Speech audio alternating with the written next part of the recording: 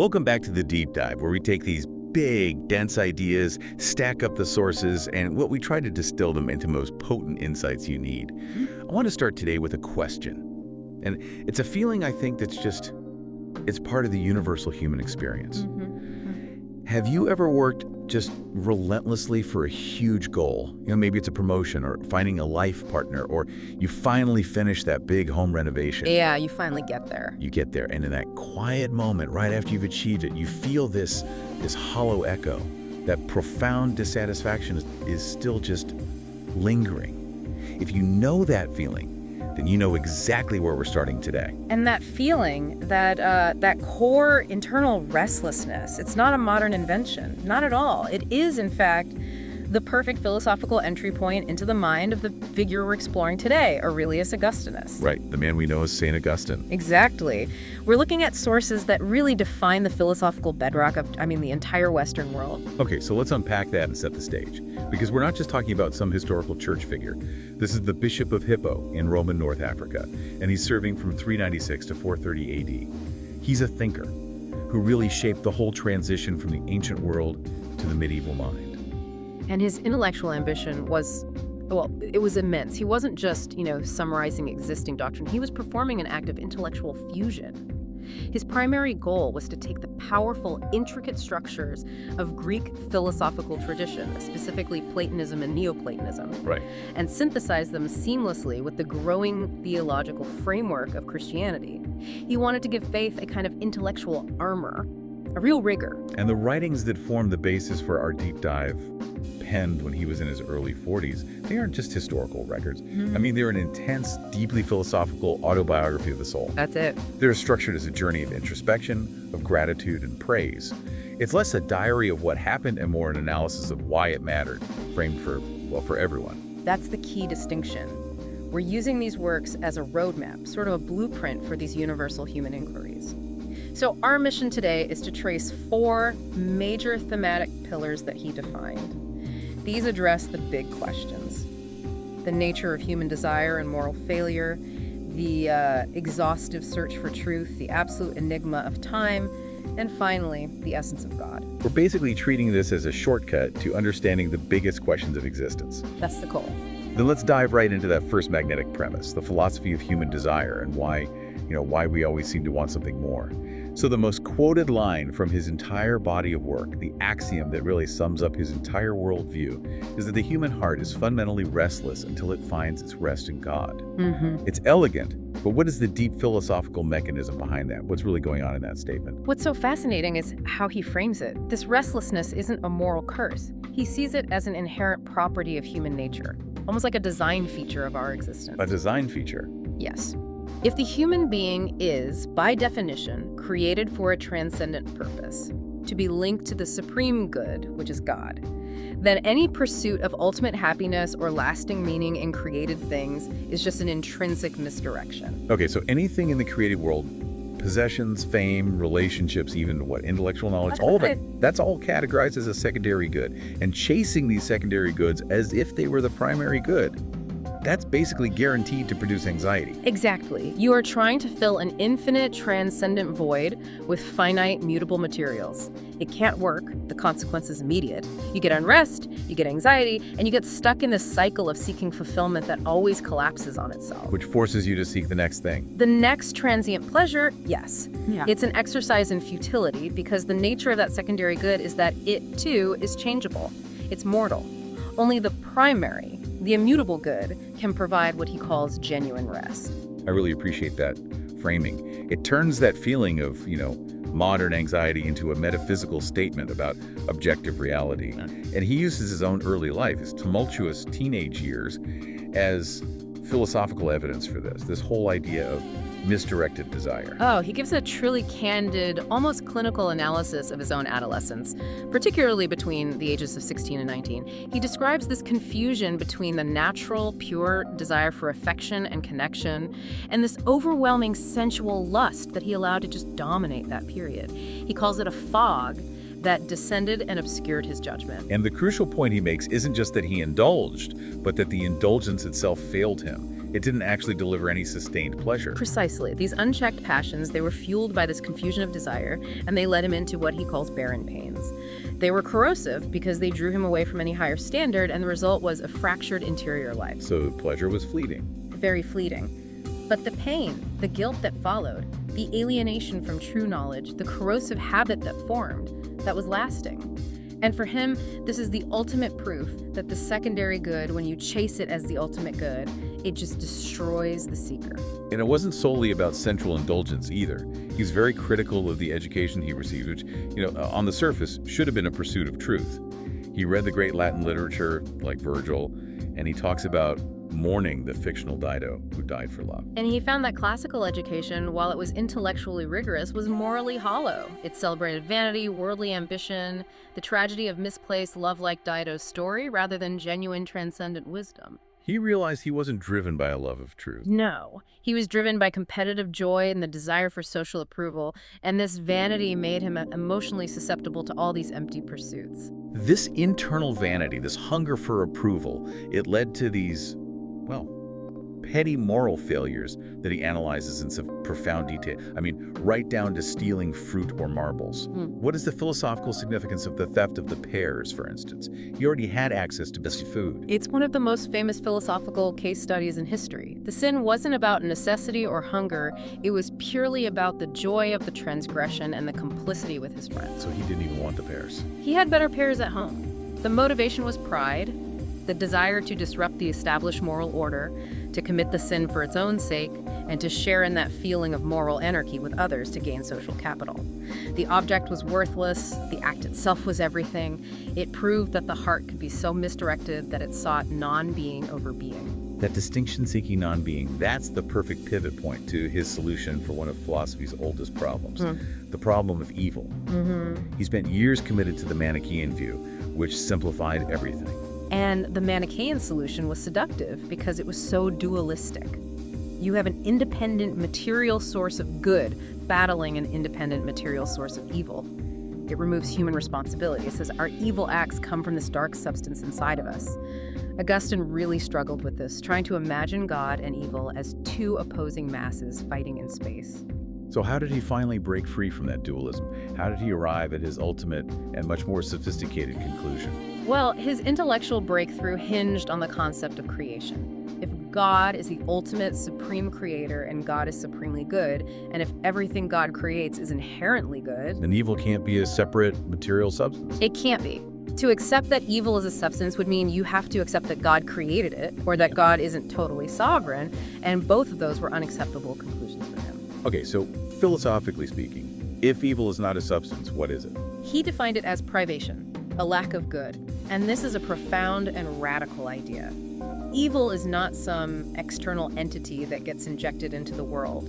It is the absence, the corruption, or the disruption of the natural order and harmony that God established. Like darkness. Exactly like darkness. Darkness is not an independent thing, it's just the absence of light. A hole isn't an object, it's a lack of material that should be there. That makes profound sense, and it connects right back to his critique of the pear theft. Yeah. The act was destructive, a lack of goodness, and it was leading toward nothingness. Precisely. Sins, which he says arise from pride, curiosity, and lust, are internal choices that diminish the goodness that was inherently present in the soul. They cause the soul to disintegrate toward non-being. Moral failure, then, is the failure to be what you were created to be. It's a turning away from the source of all being, and that places the responsibility squarely on the human will. That shift in responsibility sets up the next crucial problem. The psychological agony of trying to change but feeling completely paralyzed. This is the psychological war of wills, and frankly, it feels incredibly modern. It is the internal civil war that defines moral existence. Augustine experienced this agonizing conflict between his old will, which was bound and constrained by these corrosive habits, these deep ruts carved by years of misdirected desire, and his new emerging will that was striving desperately for devotion and truth. But if he knew the truth, intellectually, why couldn't he just act on it? He realized he wasn't fully willing. He describes himself as being torn in two, partly willing to change and partly unwilling to let go of the familiarity and the temporary comfort of the habit. His body and his mind were resisting his intellectual decision. This is a critical philosophical distinction, isn't it? He wasn't battling two separate souls or two different natures, which was the Manichaean error. He was fighting a disease within a single soul. Precisely. This battle isn't metaphysical dualism. It's a disease, a clumsiness, or an inertia within his single, unified soul. He had freely chosen the sin before, and the justified consequence was that the habit now acted like a chain, preventing his soul from fully rising to the truth's call.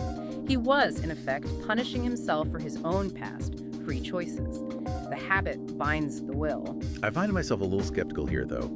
If the ultimate goal is rest in God, and this battle of the will is so agonizing and so paralyzing, doesn't that inherently suggest that the human will is just insufficient for salvation? Isn't he setting the stage for the necessity of divine grace by making this internal battle unwinnable by human effort alone? That is the essential philosophical implication he draws, yes. He concludes that the realization that the will cannot fully heal itself is the very point where intellectual striving must surrender to humility.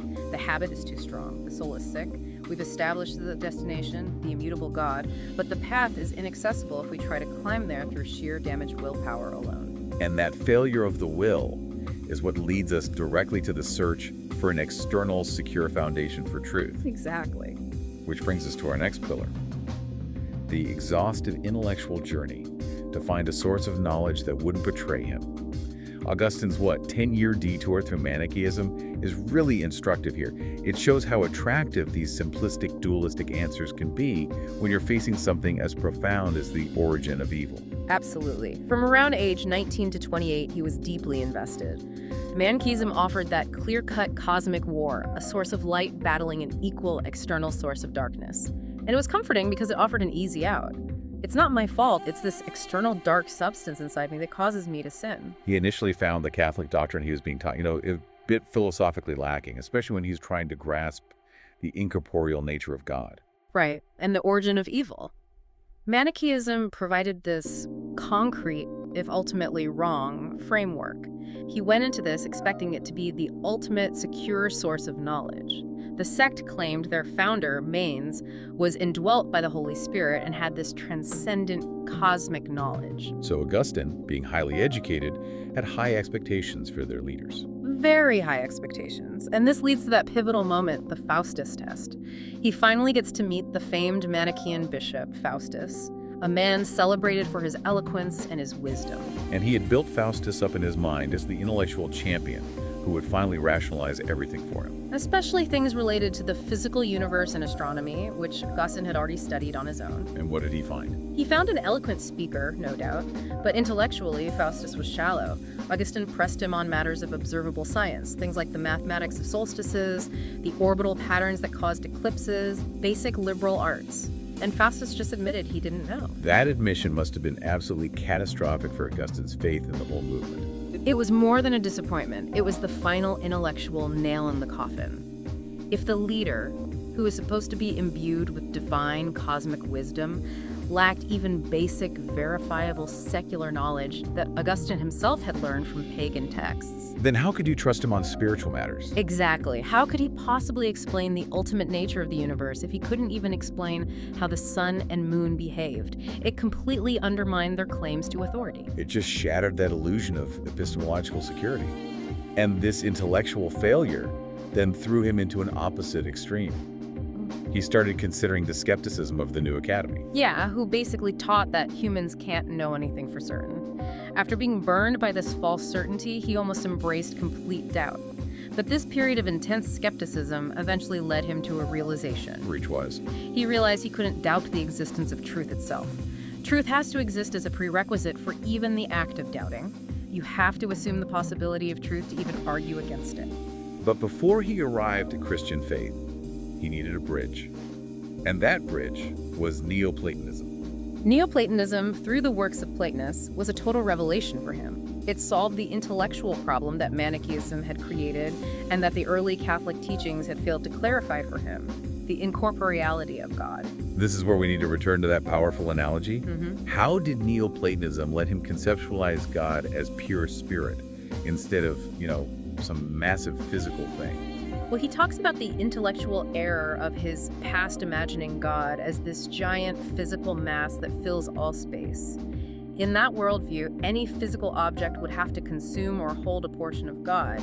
And here's where the absurdity really kicks in. The elephant and the sparrow. The elephant and the sparrow. If God were a physical mass, then an elephant, being exponentially larger than a sparrow, would inherently contain more of God's essence than the sparrow, simply because of its size. Which means God would be divisible and mutable, partly here, partly there, and therefore subject to change and spatial limits. And Neoplatonism provided the concept of an incorporeal, unchanging, transcendent being that exists everywhere in its entirety without being divided by space or dimension. This concept of the absolute immutable good was a huge leap forward for him. It allowed him to grasp God as pure, perfect spirit, entirely outside the constraints of mass and measurement. So Neoplatonism provided the intellectual, philosophical map to the destination, this transcendent reality, but it failed to provide the practical vehicle for getting there. That's a perfect way to put it. It described the absolute, the word, the destination, but it lacked the necessary path of humility.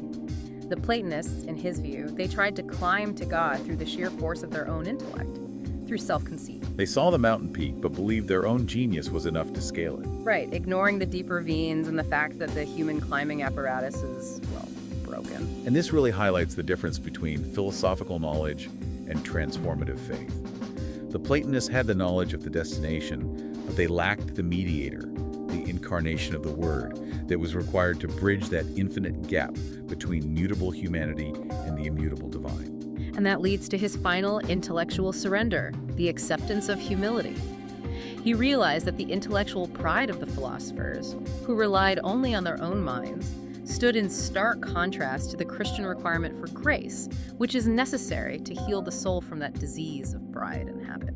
So only when the soul is healed can it approach the divine light without being destroyed by it. Exactly. That's a crucial point for anyone seeking knowledge. It suggests that the highest truths are not merely accessible through intellect.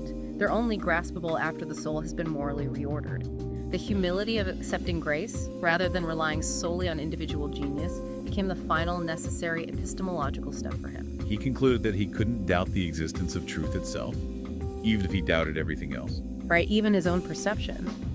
But knowledge of that truth required a purified heart, not just a sharp mind. He contrasted the proud climb of the philosophers with the humble descent of the mediator, making the path accessible not just to the intellectual elite, but to everyone who recognized their need for healing. That intellectual rigor applied to faith is exactly why he's still such a towering figure. And that rigor is perhaps nowhere better displayed than in his deeply abstract analysis of our next major pillar, the enigma of time. This section is truly mind-bending. When Augustine grapples with time, he's not just talking about minutes and hours. He is interrogating the very nature of existence and how our souls relate to eternity. He starts with this divine paradox of God existing outside of time. It's the ultimate philosophical challenge. If God is immutable, unchanging, perfect, then his will cannot change. He didn't suddenly decide at a specific point in history to create the world. His creative will, the act of willing, is eternal and timeless. But the works of creation exist in the time that he created. Exactly. So that famous ancient question, what was God doing before he created the heaven and the earth, is, by his logic, philosophically nullified. That's an illogical question. It's completely illogical because it presupposes that time existed before God created it. If God is the creator of all times, there was no time before the moment of creation. For Augustine, time is defined by change, movement, succession. To ask what came before creation is like asking what's north of the North Pole. The conceptual framework just collapses. He solidifies this by contrasting our human experience of time, which is all flux and movement, with God's absolute permanence, which he defines as a perpetual today. That concept of God's today is so crucial. Our human years pass, they flow from a future that is non-existent into a past that is also non-existent, mediated by this fleeting present. God, in contrast, stands still.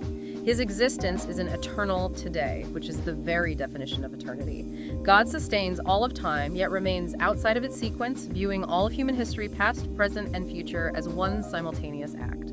But the real philosophical headache begins when he tries to measure our experience of time. If we accept that the past is gone, the future isn't here yet, and only the present truly exists, how can we quantify duration?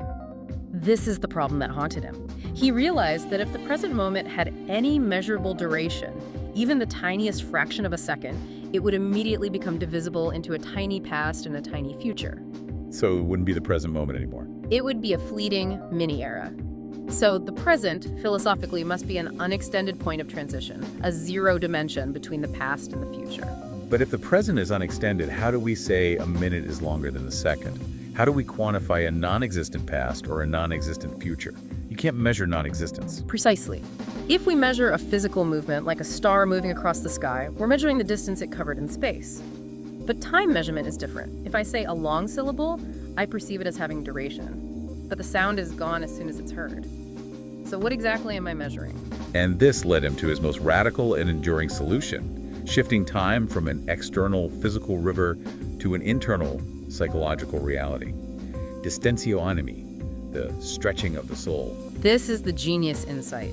Time is not external, it's a profound internal artifact of consciousness. When we measure duration, we are not measuring the external event, the sound, the movement, that fleeting moment after it has vanished.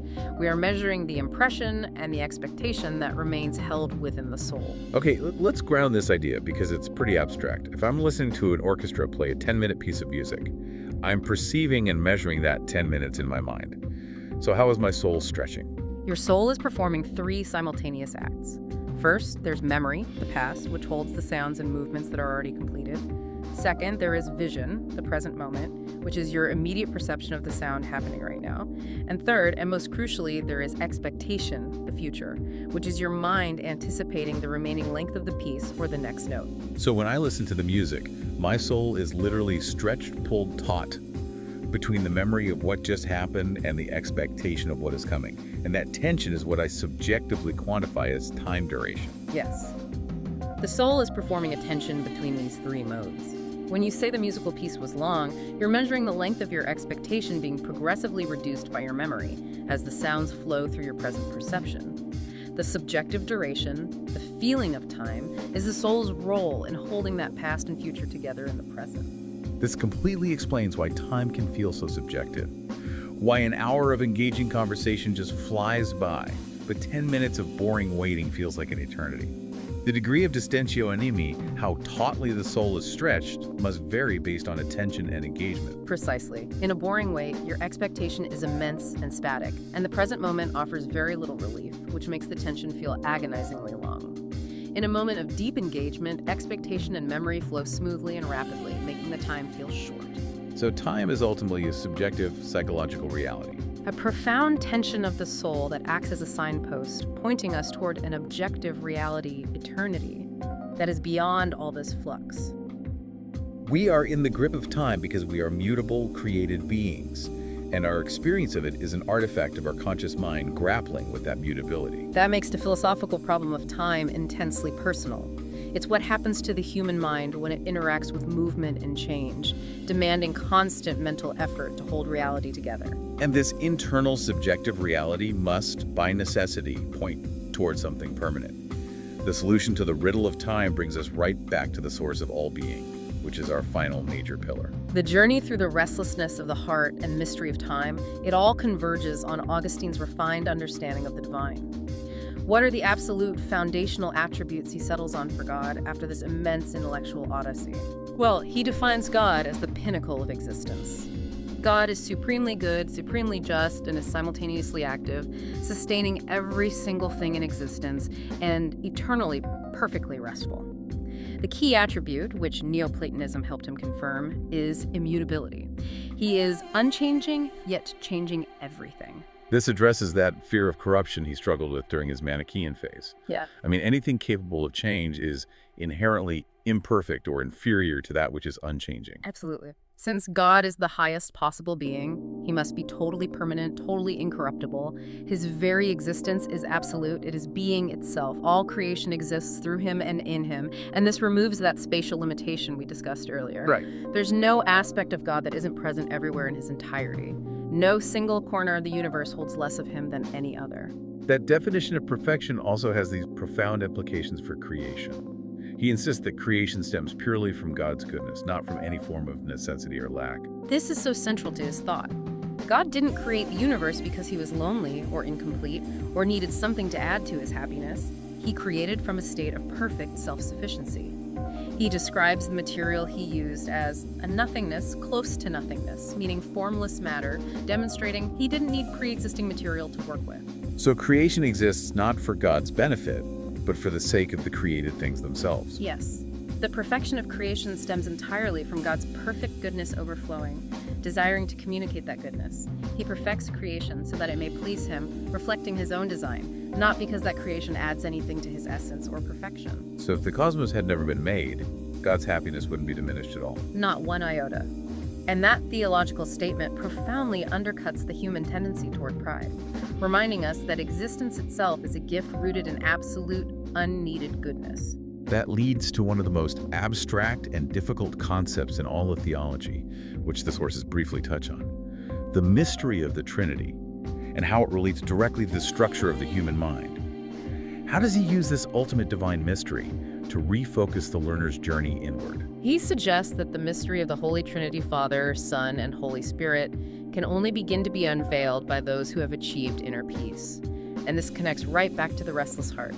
If the soul is still constantly being pulled by misdirected lust, competitive pride, and the anxiety of time, the distentio, it's too fragmented. It's too loud to perceive the subtle unity of the divine. So inner peace isn't just a pleasant outcome. It's an epistemological necessity for grasping the highest truths. Exactly. He postulates that the human person is created in the image and likeness of the Trinity. Therefore, if we look inward, we can find a faint reflection of that divine structure. Can we elaborate on that reflection? Yeah. What are the human analogs of the Trinity that allow us to perceive this ultimate truth? The most common analog he explores involves the mind, self-knowledge, and self-love. The human mind is a being. It possesses memory, which is a representation of the past, or the Father as the source. It possesses understanding or knowledge of itself, which is a representation of the Word, the Son. And it possesses will or love, the connection between the mind and its own knowledge. That's a representation of the Holy Spirit. That is fascinating. So the attempt to unify these three components, memory, understanding, and love within ourselves, which often fail when we're fragmented, is a quest for internal peace that mirrors the stability of the divine unity. To truly know oneself, to unify what we remember, what we know, and what we love, is to begin to see the subtle, cohesive image of God within. True knowledge of self and true knowledge of God are intrinsically intertwined. Until the soul is healed, until it achieves the humility to stop that internal war of wills, it just can't grasp this ultimate truth.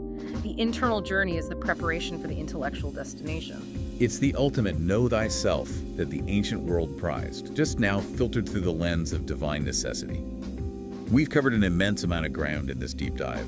Let's try and bring these four philosophical pillars together for the listener.